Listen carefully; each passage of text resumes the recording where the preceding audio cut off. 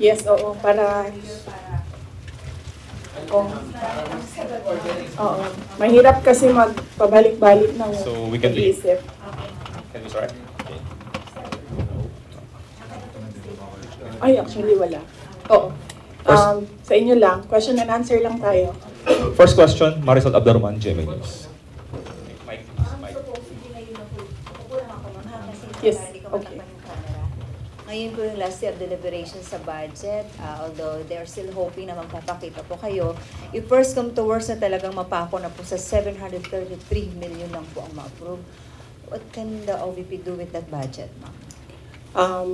We will see. Sinabi ko naman na noon, no, yung rason kung bakit hindi na kami mag-participate sa budget deliberations ng Office of the Vice President dyan sa House of Representatives. Dahil nga sinabi ko na dalawang tao lang naman yung nagde-decide dyan, Congressman Zaldico and Congressman Martin Romualdez. At sinabi ko din, yung proof ko kung bakit sila lang dalawa. And may paper trail yung sinabi ko against them.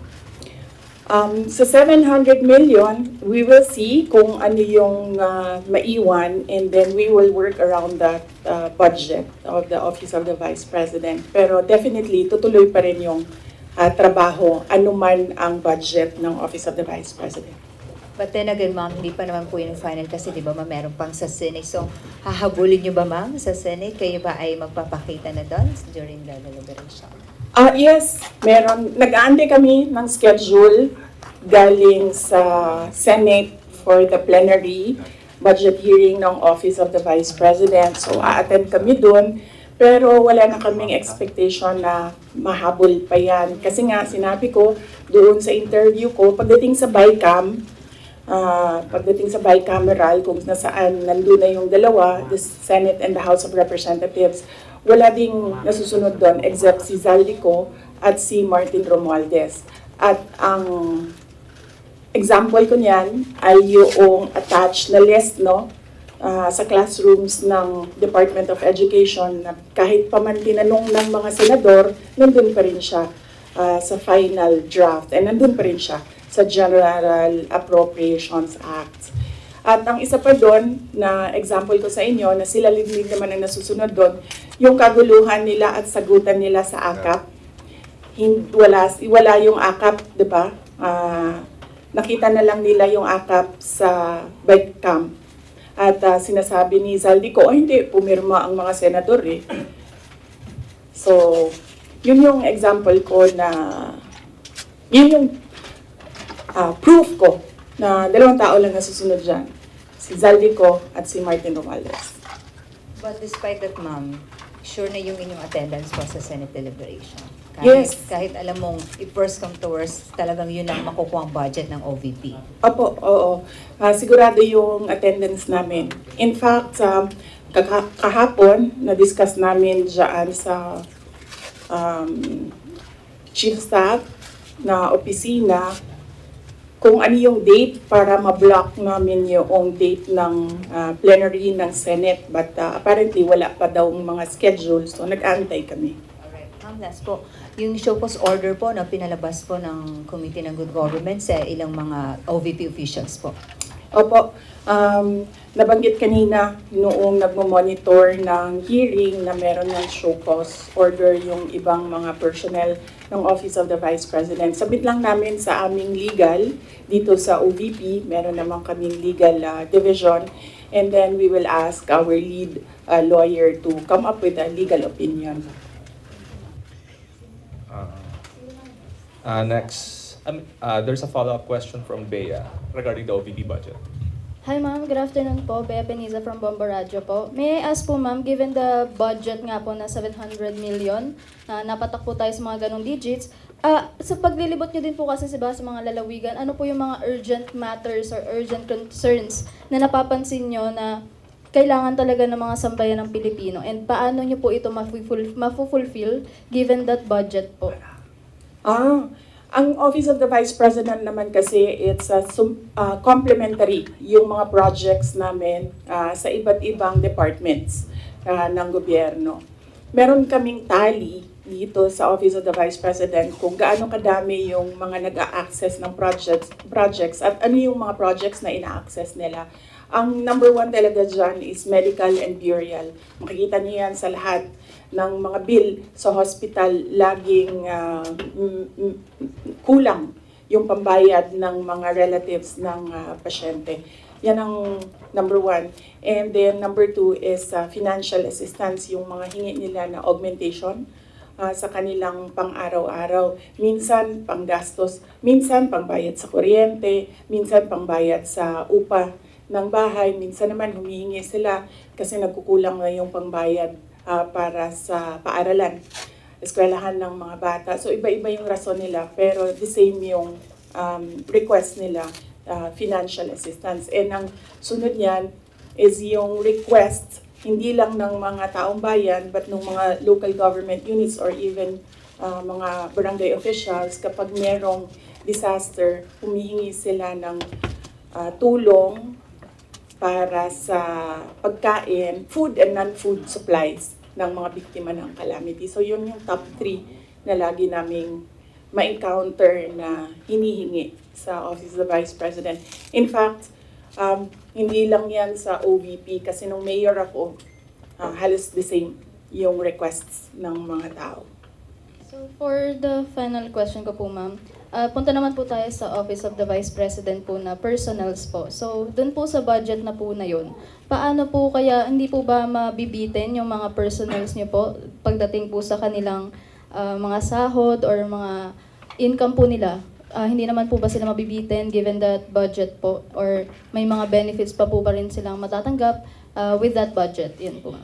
Yes, oo. Kasi ang unang-unang ginagawa ng budget is pinupondohan niya yung obligations ng gobyerno. Kapag permanent employee ka, obligation ng gobyerno lahat ng bayad sa iyo, hindi lang yung sahod at iba, kasali na yung iba pang benefits. So yan, hindi yan siya pwede tanggalin ng paggawa ng GAA, ng General Appropriations Act. So on that point, kung mawawalan ba sila ng sweldo at benepisyo, hindi. Kasi obligation yan ng government sa employees ng government. It's not the same for those na contracts or hindi sila employees ng government. Hindi guaranteed yung budget para sa kanila. Thank you very much po, ma'am. Okay. Next question. Bongs, magsimbol, Raptor.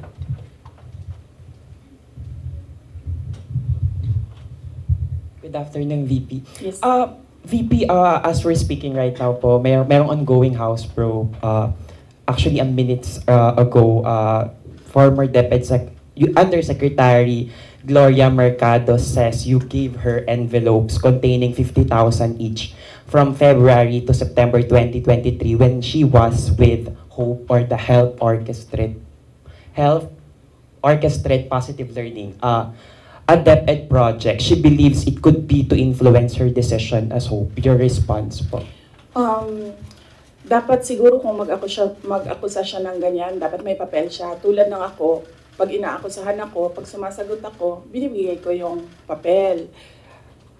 Gloria Mercado is a disgruntled former employee of the Department of Education. She was let go because of loss of trust and confidence sa Office of the Secretary.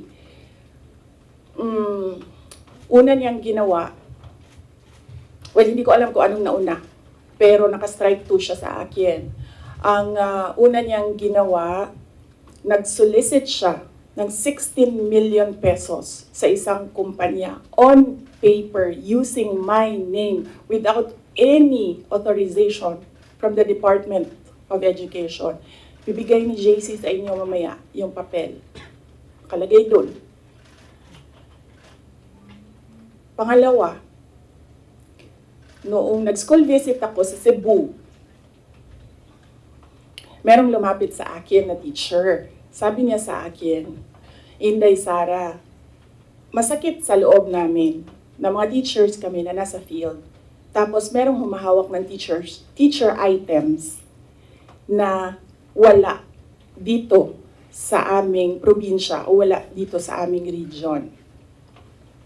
So, pinakwento ko siya. Iyon naman yung purpose ng aking mga school visits, di ba, sa iba't ibang lugar naman sabi ko, one-on-one tayo, kwento mo lahat sa akin.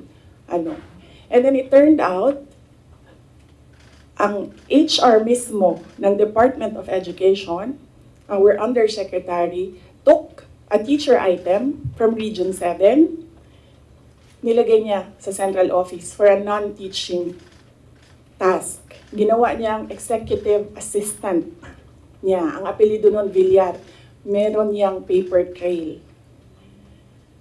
So, nung bumalik ako sa central office, tinanong ko, totoo ba na meron tayong teacher item galing sa Region 7 na nandito sa atin? Totoo daw, nasa HR. HR pa mismo ang gumawa ng parang injustice sa teachers namin sa field. So on that second point, hindi ko na pinalampas. Sinabihan na siya na there is loss of trust and confidence. And you should go. And then she said na, pwede bang mag-retirement na lang ako instead na paalisin ninyo ako. Kasi ang tagal ko na, matanda na ako. And then sinabihan siya, okay, sige. You go. So she's a disgruntled former DepEd employee. At yan yung dalawa na rason kung bakit siya pinaalis. May papel yung 16 million na solicitation niya. May papel yung teaching position sa Region 7 na kinuha niya. And my experience sa kanya, ayoko, factual lang ako ayoko atakihin yung pagkatao niya. Pero when she was HR of the Department of Education, meron kasi akong time dyan for our USEX and ASEX na hindi execom. So, pinapapunta ko yan sila kung sino man yung merong concern, sino yung may problema, pumunta kayo sa akin, mag one-on-one tayo. So, one of those times na one-on-one kami, siniraan niya yung isang USEC, isang ASEC ng Department of Education. And bago pa lang kami nun. In fact, pag alis ko, 2 years lang kami, very, very new. Na nagulat ako, kasi HR ka eh. Pag HR ka, hindi dapat ikaw yung mag-cause ng away-away sa loob ng institusyon. Dapat ikaw yung maging peacemaker. But siniraan niya yung isang ASEC and isang USEC sa akin mismo. And nagulat ako. Why attack the ASEC or the USEC sa kanilang pagkatao? Hindi naman trabaho. And then, ganun din ang ginawa niya. Nung umalis na siya sa Department of Education because of the 2 points, lumipat siya sa Senate. One of the offices of the senators din, nandiyan yan siya ngayon. And yung isang kaibigan ko doon sa Senado, narinig namin na sige na siya atake. Inaatake niya si Michael Poa, si Reynold Monsayak, si Gerald Chan. Nang iyan ngayon yung nakapangalan sa kanyang statement. Kaya kami, nung nagbasa siya kanina ng statement, hindi na kami nagulat. Kasi naririnig na namin sa opisina, dyan sa Senate, yung mga pinagsasabi niya after she was let go. I think, hindi lang siguro niya matanggap na kasalanan niya kung bakit siya pinalayas sa Department of Education. Pero hindi din talaga namin matanggap na magsusolicit ka sa isang private company on paper 16 million. And then, kukuha ka ng teacher item sa field, gagawin mong EA sa central office. Hindi pwede yun. VP, in relation to that, since you brought up yung names po ni Attorney Poa and Attorney Monsayak. So during the probe earlier, she said that yung reason daw kung bakit daw siya nilet go ng DepEd nyo po was that she disagreed daw with Attorney Monsayak's suggestion that bidders in the DepEd computerization program just discuss it among themselves to avoid failed bidding.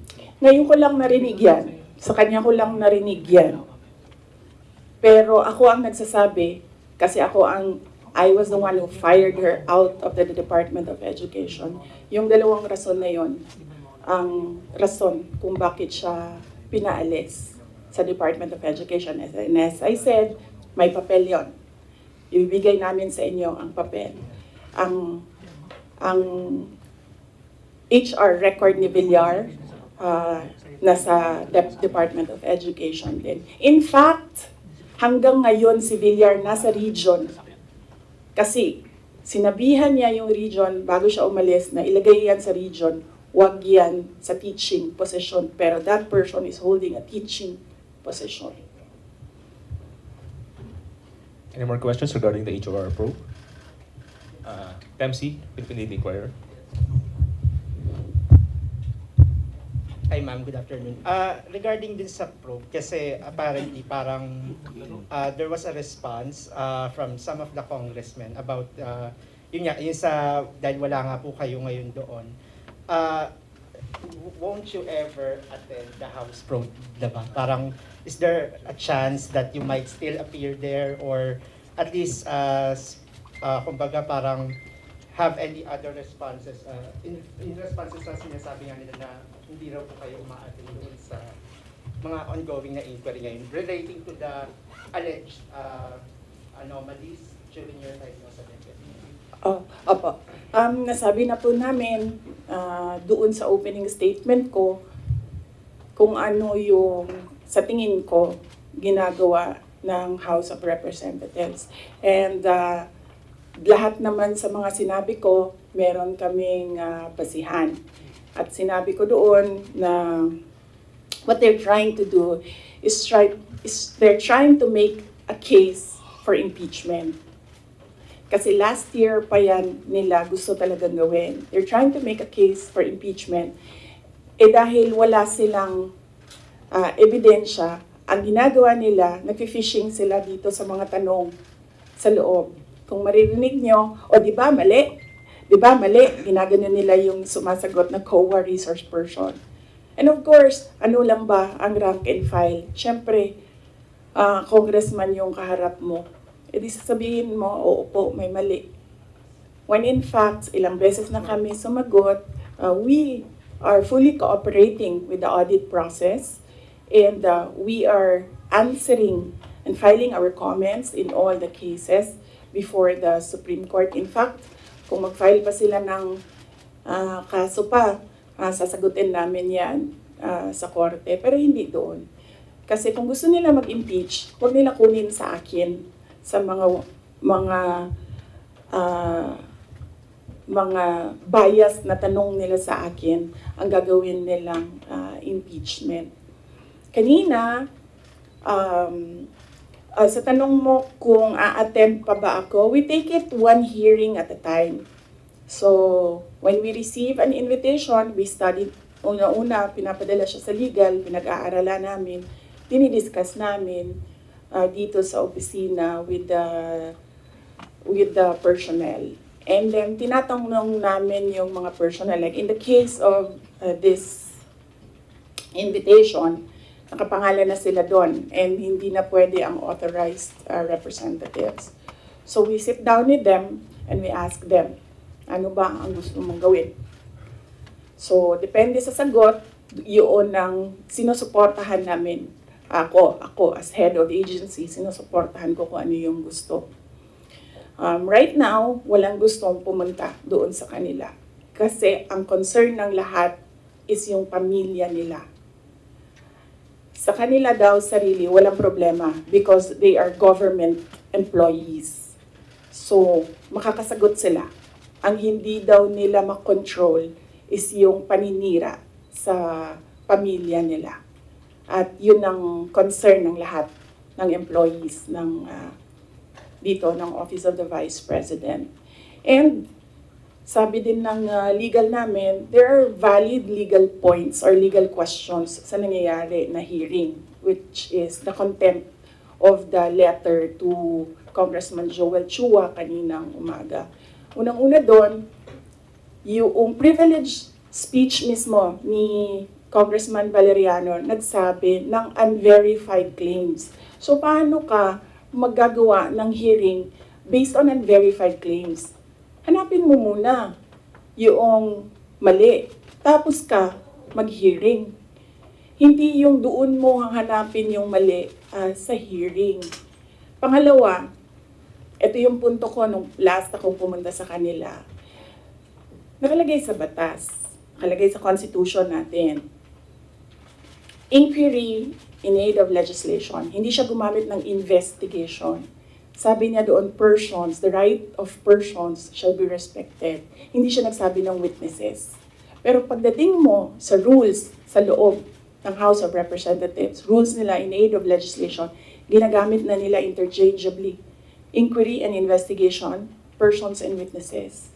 Mag-decide muna sila, ano ba sila doon, korte o hindi. Hindi naman sila korte. Paano ko nasabi na gumagalaw sila na parang korte? Nilagay nila doon.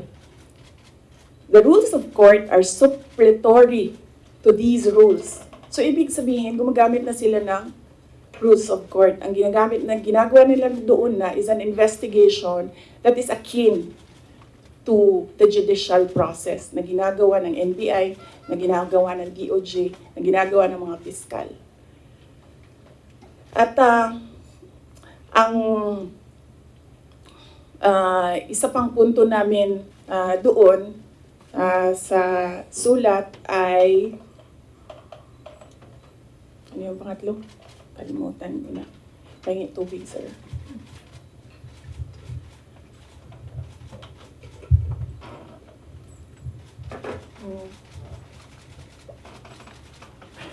Okay.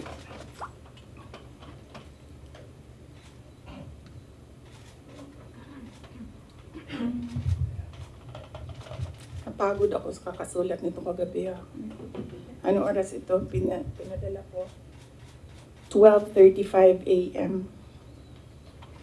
Ito na. Thank you.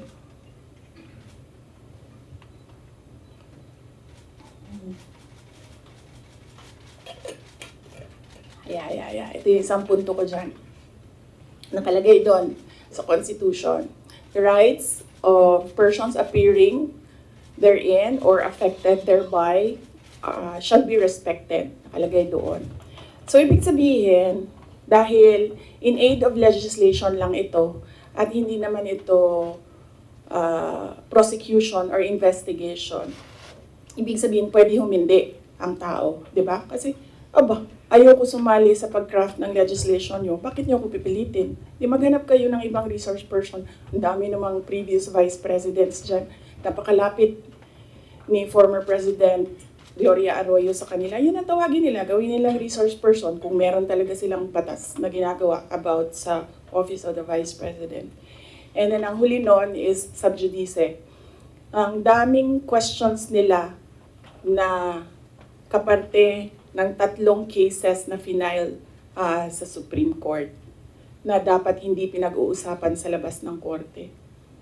At yung huli, sinabi namin paulit-ulit, nandun kami sa loob ng Commission on Audit. Nag-participate kami sa audit process. Kahit na yung audit na yan, dumating lang yan pagkatapos nila na mag-usap ng Makabayan Block at ni Speaker Romualdez na atakihin ang confidential funds. So masagot pa rin kami kahit alam namin kung ano ang motibo sa audit. So, yes. Anong tanong mo, sir? Kalimutan ko.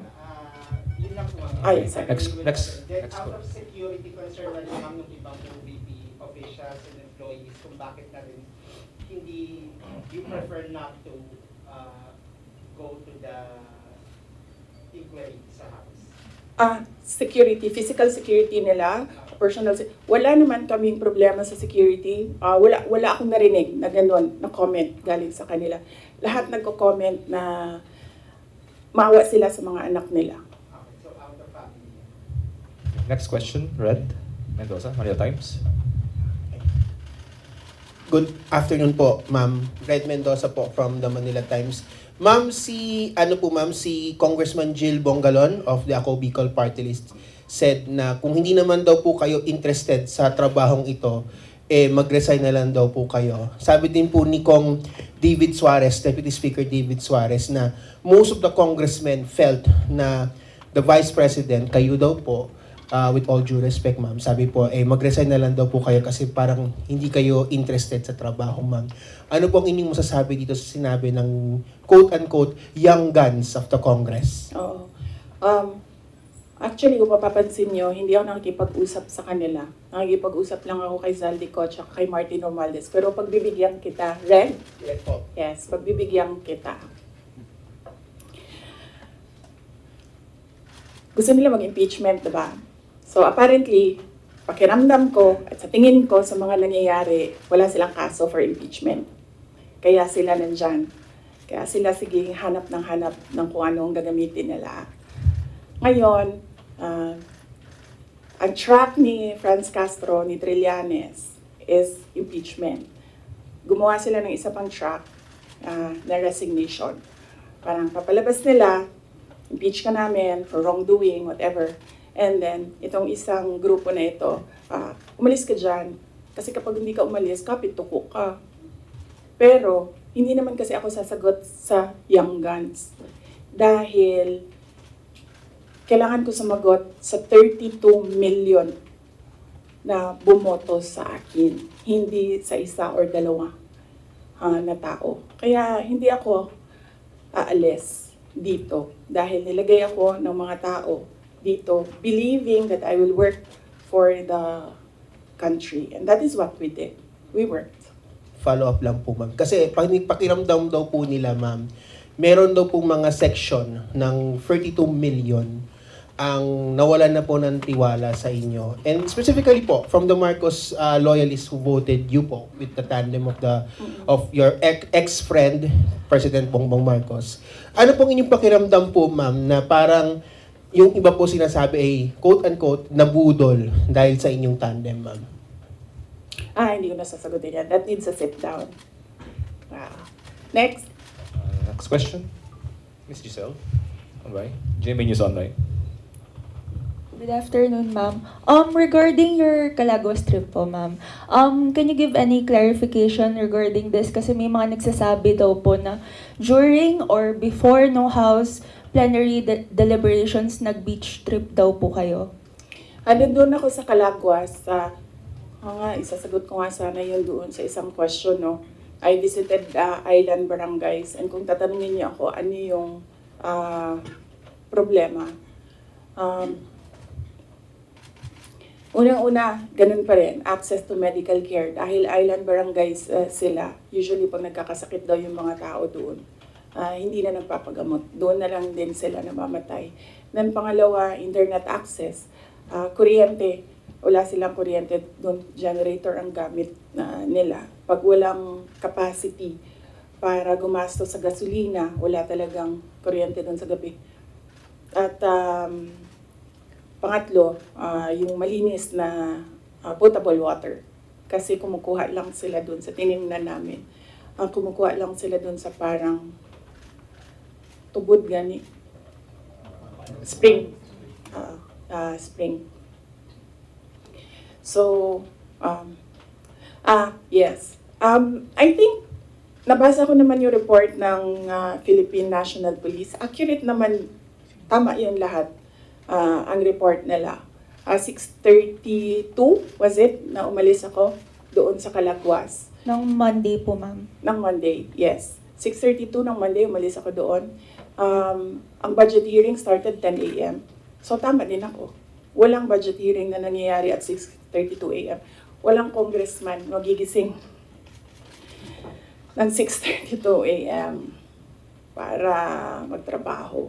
Ang gumagawa lang ng ganyan ang mga executives na hindi natutulog para magtrabaho. So at by the time na nag-hearing sila sa budget, 10 a.m., nandun na kami sa Vinson's poblasyon.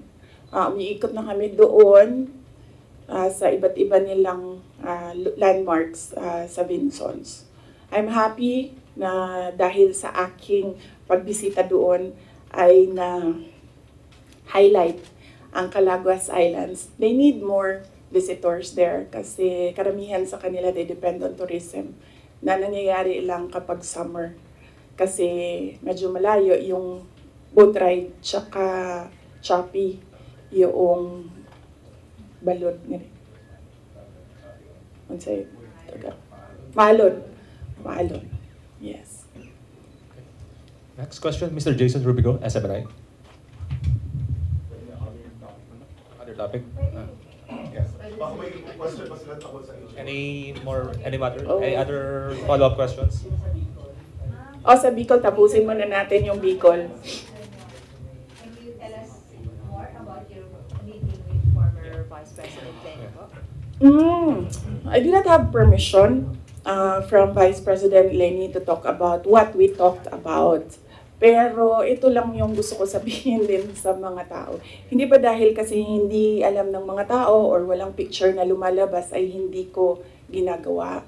Isa sa mga tasks na nilista para sa akin dito sa Office of the Vice President is to visit former Vice Presidents doon sa mga residences nila. Ang una kong nabisita, syempre, hindi alam ng mga tao kasi wala namang lumabas na picture, but mag-excuse lang ako sa family. Binisita ko si former Chafisto Gingona, former Vice President Chafisto Gingona sa bahay nila. So I was welcomed there by the family. Nakausap din kami ni Sir. And then, next was former Vice President Erap Estrada. Binisita ko din sa bahay niya. Anong purpose ng pagbibisita ko? Nagpapakilala ako sa kanila. Nagsasabi ako na ako yung Vice President. At sinasabihan namin sila as former Vice Presidents, we owe it to them na kung may kailangan sila, susuportahan namin sila, yung opisina ng OVP. And we invite them to lend us memorabilia para sa Office of the Vice President Museum. And so binisita ko si former President Erap Estrada sa bahay niya. Binisita ko si former Vice President Gloria Macapagal Arroyo sa bahay niya. And then ngayon, I had the opportunity to visit Vice President Robredo sa bahay niya. So dalawa na lang, and I still have 4 years to go. Dalawa na lang ang hindi ko pa nabibisita sa bahay nila. Si former VP Binay and former VP De Castro. Follow-up? Yes, yes. Jason. Ma'am, yung comment niyo po doon sa sinabi po ni spokesperson ni Vice President Lenny na si Sir Barry na feel nila nagamit po sila, nagamit po ninyo sila. Hindi ko na sasagutin si Barry. Kung meron akong sasagutin, dito lang ako sa taas. Si Vice President Lenny, or si President Marcos, or si Zaldico, or si Martin Romualdez. Yeah. For clarification, ma'am, yung meeting with Vice President Lenny, was it planned po or hindi planado yung pagpunta po natin doon? Hindi ko na sasagutin yung details kasi I understand hindi din nagsasabi ng detalye si VP Lenny. Pero i-confirm ko na nandun ako sa bahay niya. Follow-up. MC. Can you confirm that, the camp of former Vice President Lenny said na it was more on personal, nothing political naman daw. Can you confirm na it was more on personal conversation lang yung nangyari and nothing political? Siguro no, as she's more senior than me kasi nauna siyang maging Vice President sa akin. Kung meron mang dapat magsalita, siguro dapat si Vice President Lenny yun kasi bahay niya yun and siya yung binisita. So, napaka-assuming ko naman kung ako yung magkukwento, ako na nga yung bisita, ako pa yung madaldal. So, kung si Vice President Lenny Robredo ay walang sinasabi, respetuhin natin kung ano yung gusto niya. More personally, like what she said. Same answer yung kanina. Next question. Follow-up. Lance? From his watch cost policy. Siyempre, nagkaroon po ng ilang parang ideas na possible daw na magka-alyansa in the future because of that meeting. Pero kayo po ba, bukas po ba kayo na in the future ay makipag-alyansa sa politika with former VP Robredo? Hindi yan yung nasagot ko, no? Pero nasagot ko na yung question about political alliances noong araw na umalis ako sa Department of Education. sabi ko doon, inimbita ako ni President Marcos na sumama sa kanila. Inimbita din ako ni former President Duterte na sumama din sa kanila. And right now, hindi ako, ang sinasabi ko nga noon, I'm single and ready to mingle. But right now, hindi ako handa na sumama kahit kanino man because kailangan ko muna ayusin at ipagtanggol ang Office of the Vice President. So nandun tayo sa protect the Office of the Vice President na isa sa mga, of course, duties ng Vice President. Next question, Kat Domingo, ABS-CBN. Ma'am, still on this topic, mayroon pong ibang mga political analysts who are saying that you are who are accusing you of using your visit to Naga as a diversionary tactic, allegedly, doon sa mga intrigue sa inyo sa House of Representatives, particularly the budget hearing. Your defense to this, ma'am? Unang-una, ang diversionary tactic, wag the dog nga sinabi ko noon na ginagawa is yung pag-atake sa akin. Nakita nyo, wala na tayong pinag-uusapan patungkol sa bansa, kundi si Sara Duterte. At hindi na natin napapag-usapan ang kahirapan, ang kagutuman, ang kawalan ng internet, walang internet connectivity sa iba't ibang lugar, kuryente na mahal, kuryente na hindi reliable ang supply. Ang daming problema ng bansang ito. Pero hindi na pag-usapan dahil pinapag-usapan natin si Inday Sara Duterte. Pero wala namang problema sa akin yon. Kaya ko naman sagutin yan lahat kasi alam ko naman wala akong ginawang mali. So kahit ano pang itapon nila, sasagot ko yan. So hindi ko na sila actually maintindihan. Pumupunta ako doon sa kanila, nagagalit sila. Pag pumupunta ako sa ibang lugar para kausapin ng mga tao, nagagalit sila. Yan yung sinabi ko kagabi doon sa bahay namin. Hindi ko na maintindihan. Galit sila sa lahat ng ginagawa ko. Kausapin ko yung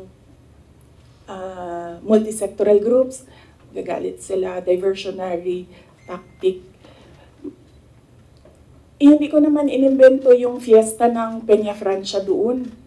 Talaga namang totoong merong centennial coronation mass ng Our Lady of Peña Francia. At inimbita ako doon.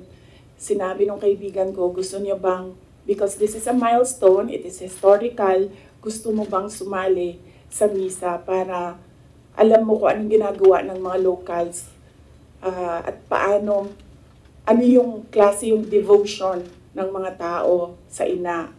So sabi ko, oo. And then, syempre, may kaibigan naman ako sa Naga. May mga kaibigan ako sa Naga. So binisita ko sila. Kasama nung aking pagpunta doon. And syempre, nandoon na kami. Malapit na ang daet. Sabi ko sa mga kaibigan ko sa daet, magkita tayo. And then pagdating ko ng Vinsons, pumunta si Mayor sa akin, sabi niya, meron kaming Takbuan Festival na nangyayari ngayong week na ito, doon sa kanila, Takbuan Festival. Apparently, ito yung festival ng birthday ni Wenceslao Vinsons. So, masaya ako na nagkadugtong-dugtong yung mga schedule na kung saan meron akong mga natutunan at meron akong mga nakausap na mga tao. Ang hindi ko lang nagawa doon, hinabol ko, inattempt ko habulin yung OVP Satellite Office sa Legazpi. Kasi meron kaming mga concerns na gusto ko kausapin sila doon. Pero pagdating ko kasi sa Legazpi, 5:30, nagsarado na yung opisina. Ayoko rin naman mag-antay yung mga tao. So, hindi ko naabutan yon. Yun ang hindi ko nagawa sa itinerary ko doon sa Bicol region. So, hindi ko na alam. Galit sila kung makipag-usap ako sa tao, galit sila pag pumunta ako doon sa kanila, hindi ko na rin alam, kailangan ko ba magpaalam, kakain na ako, aalis na ako. Hindi ko na sila maintindihan. So, kailangan ko rin siguro magpaalam sa kanila kasi pupunta akong Cordillera sa susunod na mga araw para lang malaman na nila. Pupunta po ako sa Cordillera kasi merong isang senior citizen na babae doon na naghahanap sa akin. Gusto daw niya ako kausapin. So, magpapaalam po sa inyong lahat. Follow other topic? Follow up because right? Confirm lang po, ma'am, kasi may isang online news website, Politico. Paki-confirm lang po to if it's true or not. Si Rex Anthony Villegas daw po, yung sinasabi po ba ninyong kaibigan?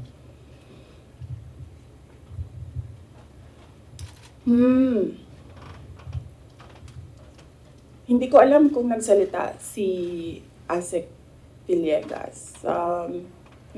Sorry, I have no information right now kung ano yung sinabi ni Asek Villegas. Siya daw po yung ina-identify na Bicolano friend na nag-broker sa meet ninyo with former Vice President Leni Robredo. Oo. Siguro ang tamang dyan is tanungin diretso si Asek Rex Villegas. Other matters? From our friends from the Foreign Correspondent Association of the Philippines, Mr. Ken Sasaki, Japanese News Bureau. Good afternoon, ma'am. Hello. You understand Tagalog? That's No? so sorry. So, how did you understand my answers earlier? sorry. It's Go okay. Go ahead, Sasaki-san. Oh, I love Japan. Thank you. It's my favorite country in the world. Yes. Next to the Philippines, because the Philippines is given already because I live here and this is where I'll die. But countries to visit, number 1, Japan. I also love your country. Thank you, thank you. You should visit Calaguas. Yes, I Beautiful. did. I did. I love it. Oh, you did? You've been there? Yes. Oh, so beautiful. Yes. I've never seen any beach as beautiful as Calaguas. Go ahead, Sasaki-san. Yes, sorry. Recently, your father publicly said that from one family, one president is enough. Do you agree with this? One family, one president. Well, if there is a law, then we should follow the law I think this is in relation to family dynasties of people running for offices in government. If there is a law, we will follow the law. I have no problem. I've always said that my dream was to become a pediatrician, a doctor. My dream was not to become a mayor, a vice president, or a president. So I don't have problems with not becoming president of the Philippines. I talked to my friend in Cambodia, and I learned that they have a 16 million population. I said, I'll run for president in Cambodia. It's easier. It's just 16 million. And hopefully additional. So how do you think about the current president, who is the second from one family? Well, there is no law prohibiting family members of former presidents running for president. So when he ran, he was well within his right to run for president. Thank you. Next question. Sola. Sorry, we know we have asked this to you a lot of times and we will be asking you this again. Kasi kagabi lang may sinabi si former Senator Trillanes ng articles of impeachment. Sino ba sa tingin mo ang talagang nasa likod nitong ugong-ugong? Kasi kami, we always ask the Congress. Ang lagi nilang sinasabi kung meron mga impeachment, naririnig nila, sa'yo daw po. So sorry, we have to ask you again, ma'am.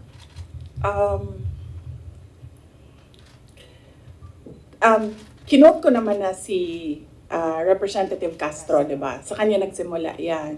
I-quote ko ulit para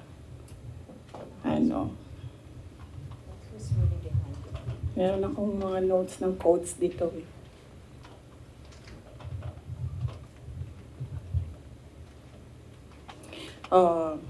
Ito yon, Inquirer ito, yung kinuha ko. Pero I think ni kinary din siya ng iba't ibang media outlets. The impeachment is especially on the misuse of public funds and technical malversation and violating the 1987 Constitution because a government official is bound to follow the Constitution. So last year pa lang, meron na siyang grounds for impeachment. Kaya sinasabi ko, ginagawa nila ng paraan, pumasok lahat nung kailangan nila doon sa pinag-usapan nila na grounds. And then yes, nagsalita, kanina sinabi ko, one track is impeachment, nandito si Castro, nandito si Trillanes. Sino, alam ko kung sino, pero hindi ko siya masabi. At the proper time, siguro, pag lumabas na yung story about sa kanya, sasabihin ko yung lahat ng alam ko. Pero hindi pa kasi lumalabas dito sa hearing yung pangalan niya eh. So, pag merong nagsalita dyan about sa kanya, sasagutin ko, sasabihin ko kung sino. So, iisa lang ang handler ni Risa Ontiveros, ni Sonny Trillanes, at ni Franz Castro. Although si Franz, parang I think she's serving two masters. Hindi siya direct doon sa isa. Dito lang siya sa isa. Isa lang ang handler nilang tatlo. Kasi ang dami nyo ng materials. Pag inubos natin lahat ngayon, wala na yung trabaho bukas. Sa susunod na araw, sa susunod na buwan, ano po yung trabaho ninyo? Wala na kayong balita. Hindi. Hindi. Alam niyo naman eh. Gusto niyo lang manggaling sa akin. Alam niyo kung sino. Gusto niyo lang manggaling sa akin. Pero mamaya na kasi meron kasi siyang kwento eh. Kasi hindi pa kasi lumalabas. So hindi ko malabas yung kwento. So sa itong hearing na nandito sa quad po? Sa third hearing po ba sa good government po ba lalabas? O sa quad po? Sa good government. About sa akin. Wala naman ako doon sa Quadcom eh. I think sinubukan natin ni Trillanes yung sabi niya mas masahol pa ako kay PRD. Kasi hindi niya ata ma-prove. So tinigilan niya ako doon sa EJK. So may na-expect kayo, ma'am, na information against sa'yo doon sa good government na hearing? Ano daw? Sorry. So meron kayong, yung hinihintay nyo na kwento, may na-expect kayo doon na kwento sa good government na hearing about sa'yo, ma'am? Hindi about sa akin, about sa kanya. Okay. I mean, yes, about sa akin. Pero, coming from him? related sa kanya. May video pa yun eh. Any follow-up, Kat? Tapos sabi nila, ako daw yung hindi mapagkatiwalaan. Hindi nga lumalabas yung video. Wala nga nakakaalam ng video eh. Ako lang. Video, ma'am. Ma'am, anong video, ma'am? Basta. Ma'am, anong video po yun, ma'am? Ay, pag sinabi ko yung gender, alam niyo na kagad kung sino eh. Anong video, ma'am? Alam niyo naman, di ba? Gusto niyo lang talaga manggaling sa Ma'am, akin. hindi po. JC, alam mo. Oh.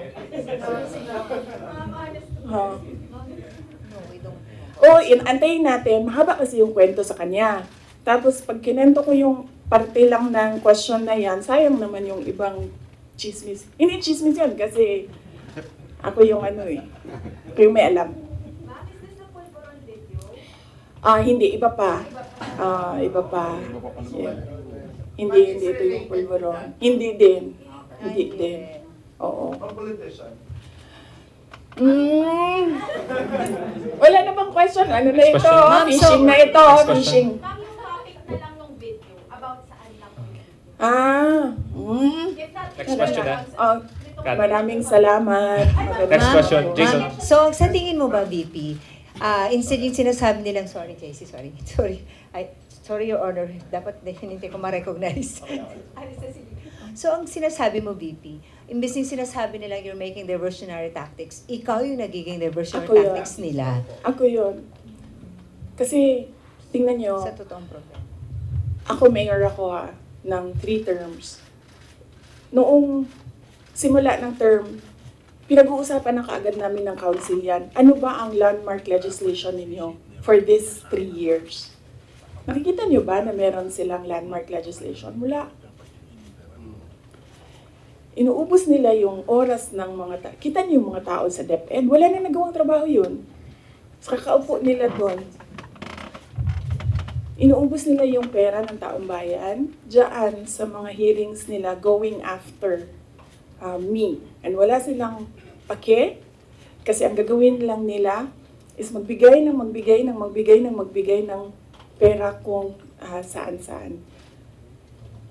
Kasi wala naman kasing projects na masasabi natin. Ang ano sa amin yan, pag umuupo ako, ewan ko lang sa iba. Ako, nung mayor ako, pinag-uusapan kaagad, ano ang big ticket project ng 3 taon na ito? Ano ang landmark legislation ng taong ito? Kasi yan yung gagamitin namin para ma-re-elect kami. Diba? Yan yung sasabihin namin, kita nyo, may landmark legislation tayo. So, dapat kasi pag upo mo, ganyan yun, diba? Sasabihin mo sa mga tao, in 6 years, pinakamayaman na ang Pilipinas, in 6 years, ganito, may security, dami kang. And then lahat ng trabaho mo, papunta siya doon. Para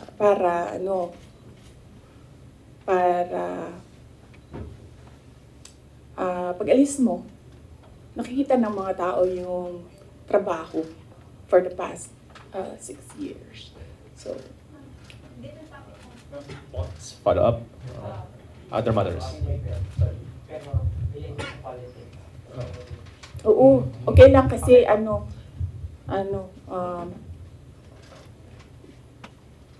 inano niyo yung traffic para pumunta dito. So, kunin niyo na lahat. Thank you, Kunin niyo ma'am. na lahat ng mga kailangan ninyo. Ma'am. Huwag lang about siya. Okay. Okay. Pangalanan natin siya.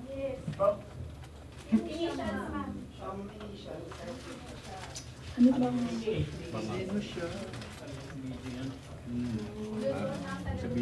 Wala pa akong... Actually, wala akong code name para sa kanya eh. Sinasabi ko diretso yung pangalan niya kapag ginalibak na ko siya. Okay. Ma'am, COC filing na po next week. Will you be endorsing like senators? Or may Senate slate po ba kayo? Sa ngayon, wala. Wala akong Senate slate, wala akong senators. Kasi nga sabi ko, nakatutok kami defending the office of the Vice President. I feel that that is my primary duty right now, to defend the office.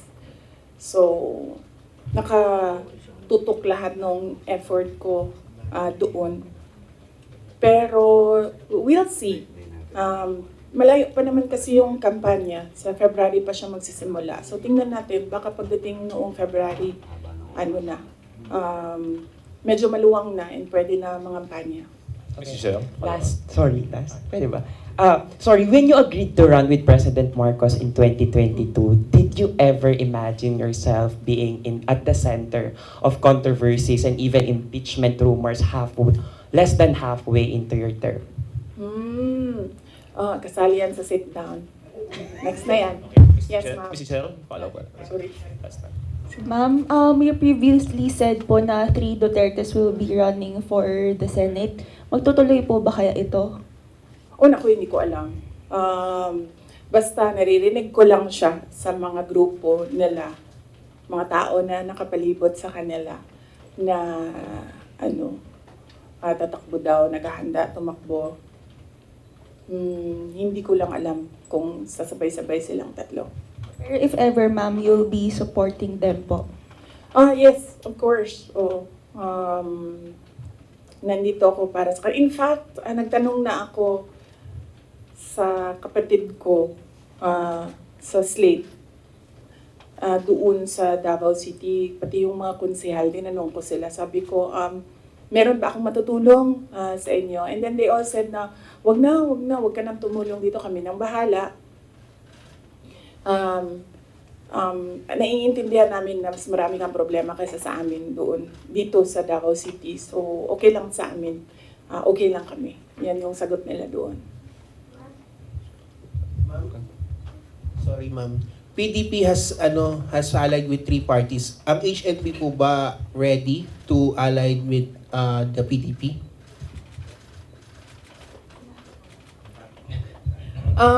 Wala pa kaming discussion na mag-alliance with PDP. But hindi ko alam kung bakit gusto pa nilang makipag-alyansa sa amin. Dalawa lang kami doon na sa partido. Ako tsaka si Mayor Aldavid Uy ng Samal. Kami na lang dalawa na nandoon sa partido. Sa HNP, yes. Last question, Kat Domingo. Ma'am, you had a family dinner, I think, or lunch. Complete family. May photo po. PRRD, your mom, Mayor Baste, Congressman Pulong, and you, I think, in Davao City.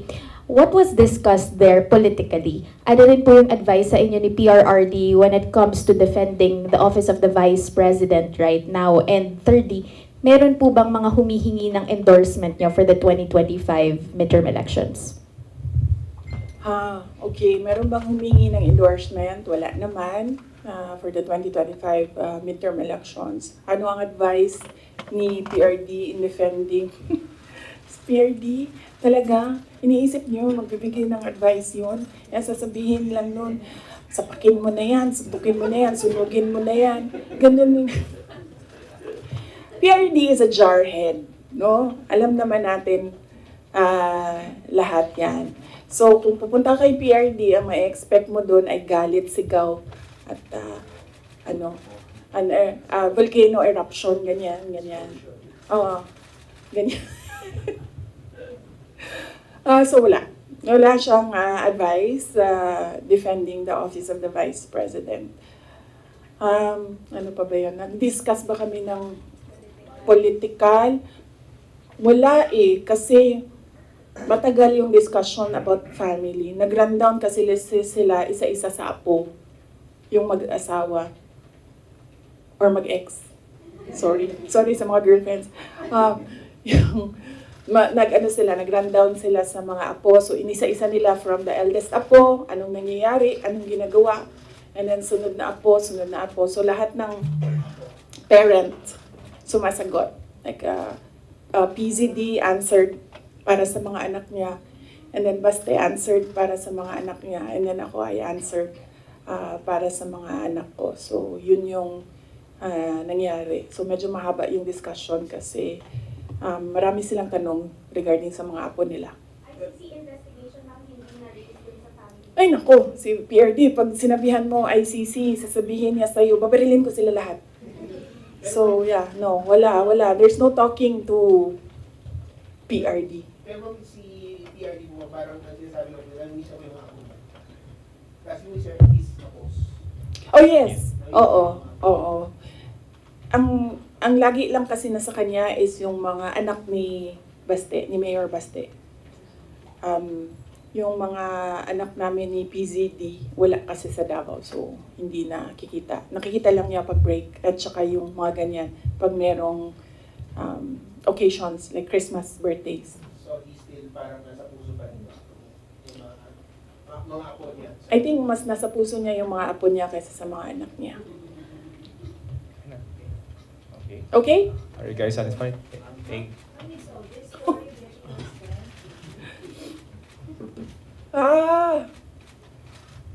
Wala naman kasi talaga akong ginawang mali. Pero kung sa tingin nila meron man, dalhin nila kung saan, dalhin nila sa impeachment, dalhin nila sa korte, sasagutin namin.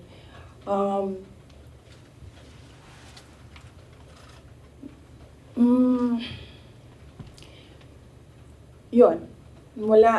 Kaya ako very casual kasi masasagot ko kasi lahat ng sasabihin nila. Minsan lang, hindi ako nagsasalita Kaya mukha siyang walang sagot. Kasi minsan, ayoko na rin na magsalita kasi nakakapagod na sila. Nakakapagod yung galit nila actually. Yun yung nakakapagod. Pero kung meron kayong kaaway, maasahan ako. Tawagin ninyo ako. Basta away, maasahan talaga ako. Thank you. Thank you very much, OPP Media. Salamat. Thank you po.